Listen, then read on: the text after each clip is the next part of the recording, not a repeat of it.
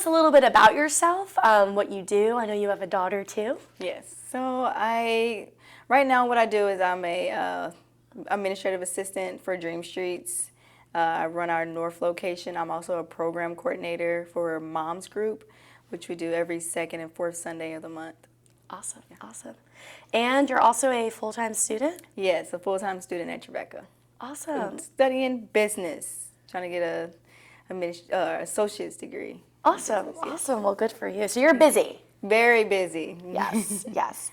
Can you tell us a little bit about what your living situation looks like right now? So as of right now, I'm kind of, jumping house to house, staying at Airbnb, staying at a family member's house, just for the time being. Now, this weekend, I will be at our transitional housing until I close on my house. So, Yay, that's exciting. Can you talk about the challenges with finding a place to stay and even like rent? I know you had been renting a place, right? Yes, I have for the last 6 years, and it's increased a lot. So it was affordable at first, somewhat affordable. It started off at $900, and then it kind of jumped up to the 2,000. Well, not 2,000, sorry, 1,200 to 1,300, and that's a lot of money to put into, especially when you have a kid, when you have other bills to contribute to. So it was definitely a challenge. It is a challenge, so. Yeah. Was it a one-bedroom place you were staying in? No, it was a 2-bedroom, Okay. but it was still too high for me to be able to, live comfortably and, make sure I'm taking care of my needs and my daughter's needs as well, so. Yeah, when you were paying for rent, can you talk about how that might have affected, the cost affected you, your life, and also, wanting to have a place for your daughter to stay as well, and just the financial stress? Yeah. So I was literally living paycheck to paycheck, and not just one paycheck, but I had to use one whole paycheck and then half of my other paycheck just to pay for rent. So the rest of my other, check went to utilities, food, because, groceries are high, gas. My daughter has to have, necessities like toothpaste, toothbrush, deodorant, all those things. So by the time I was out of money, I had no money. So I'm literally like having to save $50 just to get by for the next 2 weeks. And that was like every paycheck. So didn't have time to go out and do anything fun with my daughter. Literally just stayed in the house, work, and that's it. That's not living. So Right. it was stressful. Still. Yeah.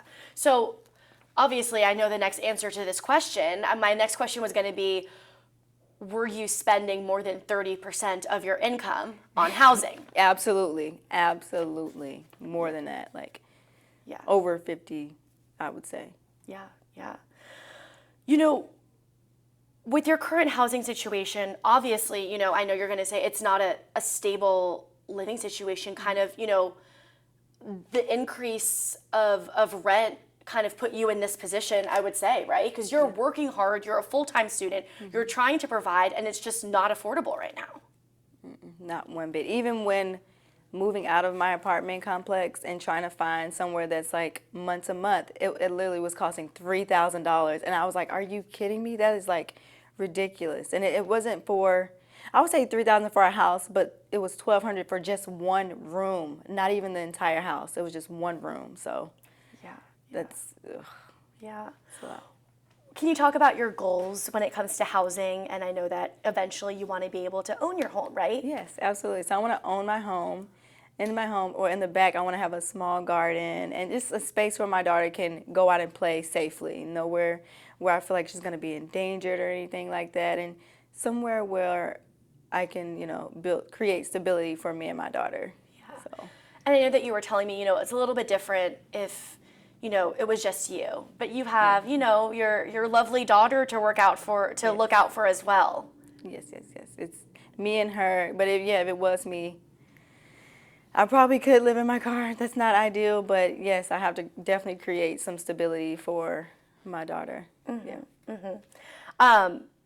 you talk about being able to own a home, like what are your future aspirations and goals look like that come with being able to own a home as well? Sorry.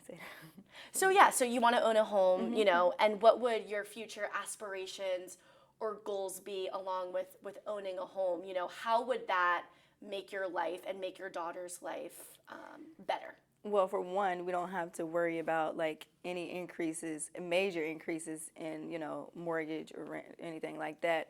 We don't have to worry about, someone potentially putting us out if the management, the company changes like that. So just by thinking of those things is really like, motivates me more to actually move into like owning my own house or and having creating that stability. Right, creating that stability for her. Yeah, for sure. Has this at all made you think about having to move out of Nashville eventually if, you can't keep up with the affordability and the prices that are here in Nashville? Yeah, so before I even, did Habitat, I got loan before. Well, I didn't take the loan because it was very small and I was going to be pushed all the way out to Clarksville. I don't want to go to Clarksville. That's not where family is. Family is here. So this is kind of where, my support system is. So there was a time where I thought about moving to Clarksville, but it would be a lot to try to transfer her from schools, go somewhere where I'm not familiar with, not having that, support. And then it wasn't going to be what I wanted. It wasn't a house. It wasn't something that I could build from ground up like Habitat. Like I got to experience all those things within Habitat. So I wasn't going to get that same thing. Right. And having to pay for gas too. Right. Driving that distance, that could add up. From work. So, because work is all in Nashville and then living in Clarksville, that's just not ideal for me or my daughter. Like it would definitely create more stress than what it needed to. Right. Yeah, well, thank you so much for speaking with us. Is there anything else that you want to add or anything you want to say that I didn't mention or talk about? I just want to say, like, anybody who's going after, becoming a homeowner, just, keep pushing forward. You can get there. Just stay motivated, dedication, it's there. Just get out there and grab it. Yeah. Just take advantage of all the resources we have, like Habitat, so. Okay, obviously, let's talk about Habitat. Talk about the kind of the program that you're in and what Habitat is doing to kind of help you get to that next step.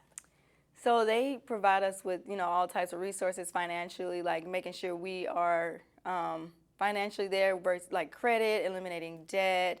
When it comes to home ownership, they're teaching us like how to keep our house maintenance, upkeep, those things. What else? Yeah, they're just giving us the opportunity to own our own home, which is what everyone wants. So, That's you awesome. learn all those things. Yeah. Well, thank you so much. Thank I you. appreciate Thank you it. for It was a having pleasure me. speaking with you, of course. See, it wasn't bad at all. It wasn't